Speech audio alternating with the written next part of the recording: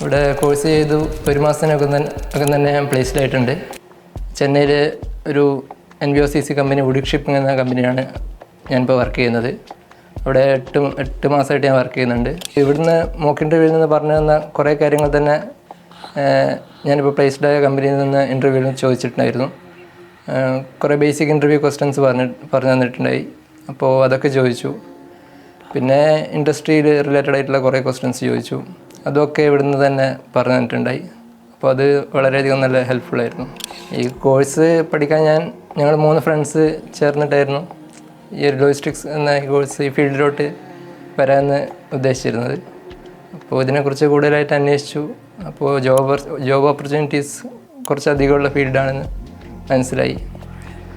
അപ്പോൾ അങ്ങനെയാണ് ഈ കോഴ്സ് ചൂസ് ചെയ്തത്. അങ്ങനെ ഇപ്പോൾ ഞങ്ങൾ കോഴ്സ് പഠിച്ച് 3 പേരും പ്ലേസ്ഡായി. 3 പേരും 3 സ്ഥലത്താണെങ്കിലും 3 പേരും പ്ലേസ്ഡ് ആയിട്ടുണ്ട്.